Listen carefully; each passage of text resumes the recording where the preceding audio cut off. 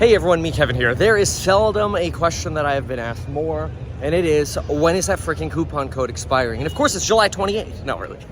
What I've been asked so many times is, why did I really leave Millennial Money? And in this video, I'm going to talk about that. So I was just on a run. I'm in Paris. I'll be in London soon. And I figure, hey, you know what? It's time to just sort of give you the three reasons. Number one is probably the quickest and shortest, but it's by no means all of it. It's maybe, I'd say these originally were, this was originally a larger one, but it sort of grew into, it's okay, maybe it isn't the biggest reason. It's that the podcast should be in person. I think everybody's gotten kind of tired of the Zoom and the COVID kind of crap. So I wanted to encourage in person and encourage, hey, you know, come to Vegas every so often. It'll be an opportunity for us to get together anyway, and it'll be better for the growth of a Millennial Money, thinking that, okay, well, maybe in person would allow more of that chemistry and four-person interaction, rather than, unfortunately, what it ultimately kind of felt like in many instances was this sort of everybody has their moment on the pedestal, so to speak, to share their opinion, and it didn't really feel like a four-person discussion, and I thought that was really because of the essentially Zoom style of it.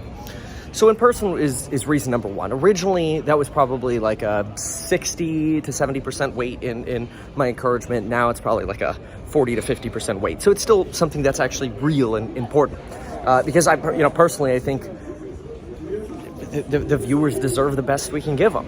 Especially if we're going to be talking for an hour and a half, and I always want people who watch my videos to go, I never thought about it that way, or oh, that's interesting, or learn some kind of new perspective, right?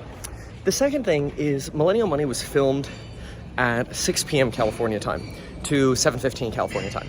I usually wake up at, like, on average, probably 5:30 in the morning, sometimes 4:45, whatever. By the time 6 o'clock rolls around, the last thing I want to do is spend more time in the studio. I did that for 2 years with COVID, and I've really gotten so tired of sitting in the studio that I almost have kind of grown to resent being in there. That means I spend more time outside now. I spend more time, whether it's exercising or running or going to the beach, which is better for my physical health anyway, or even playing tennis. And it's also better for my mental health, because the last 8 months we've been in this bear market, and so everybody always, obviously, it's very easy for keyboard bullies to take out their frustrations and their own mistakes and take it out on people on YouTube in the comment sections, because, you know, that's just what they feel like they have the right to do, and if that makes them feel better, fine, but, you know, it's pretty taxing. So better for my mental health to be off the platform at a certain time of day as well, and that really, 6 p.m. is the time to spend time with family. It's time to go on a date night with Lauren. It's the time to wrestle Max and Jack. The last thing it's really time for is sitting in a studio even more. I'm tired of that, so I don't want to do that anymore. So the time was another aspect. So in person was one, time was another aspect. But the next reason might come as a little bit of a surprise. And I can't say this as a guarantee. I think that this is substantially correct, but I can't say this with a guarantee, so maybe it's just an opinion based on maybe even just how I felt. But my demographic that watches my content is approximately 10 years older on average. Like the bell curve is just moved over to the right in age, about 10 years on my channel, compared to, let's say, Graham and Andre's. I'm not so sure about Jeremy's, but the point of that is we're going to have a different demographic interest in what we cover.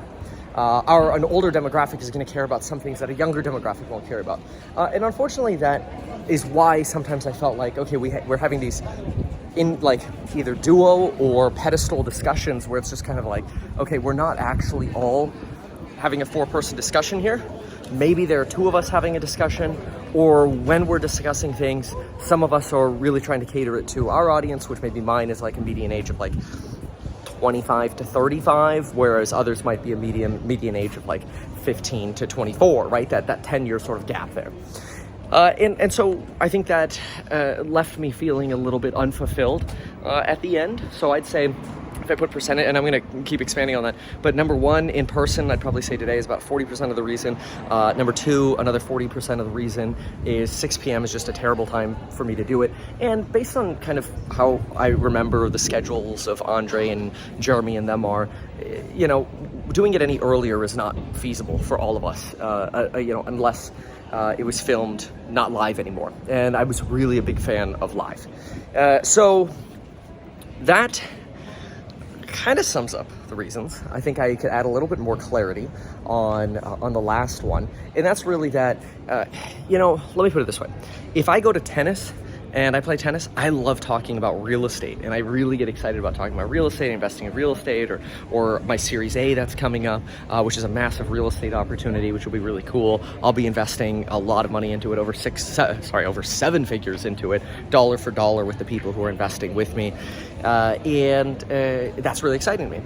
When I'm on YouTube, I love debating, fundamental analysis, or politics.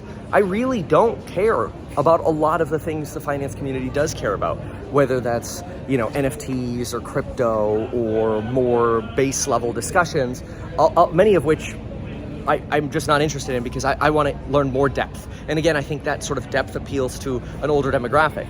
I think if we're looking for the broadest audience, and this is where I had like a personal feeling that, okay, maybe I'm weighing down the podcast because my content is sort of niche in that it's trying to go so deep. But the problem with that is you narrow the audience. So that last 20% reason really also means that I thought I was potentially sandbagging the growth of Millennial Money by bringing a more niche perspective, which could either fuel more disagreement, more discontent. Because look, if you have a really broad-based perspective and you're like, oh, just buy VTI. Okay, well, who can dispute that, right? Like, everybody could just go, hell yeah, like, let's do that. Everything says do that. Great. But I don't enjoy that. That's not fun for me. It's not what I do in my portfolio. It is one of the things that I do recommend. I recommend a basket of index funds, which is a little bit different from buying VTI, because a basket of index funds is something that you can adjust in terms of what allocation you give each index based on what's actually happening in a macro environment. So I prefer that. And I guess when I say I recommend, I can't say I recommend because I can't give financial recommendations, because I have no idea what your personal financial situation is. But the point is, like, okay, so I just explained that for 30 seconds. I don't really care to talk about that anymore, Like, I want to go into deep stuff. And at 6 p.m. over a Zoom call talking about NFTs, I don't know. It ain't the time to do it. This, by the way, is the Tour de France. Let's go take a look at this. It's just the beginning of it. Look at this. Oh, well. Anyway, you kind of saw all the bikers already go by like 20 seconds ago. So, oh well, we got to see it together while I'm recording a video. Oh, there's some other stragglers. Anyway, all right, folks, that's why I left Millennial Money. Thanks so much for watching, and we'll see you in the next one. Bye.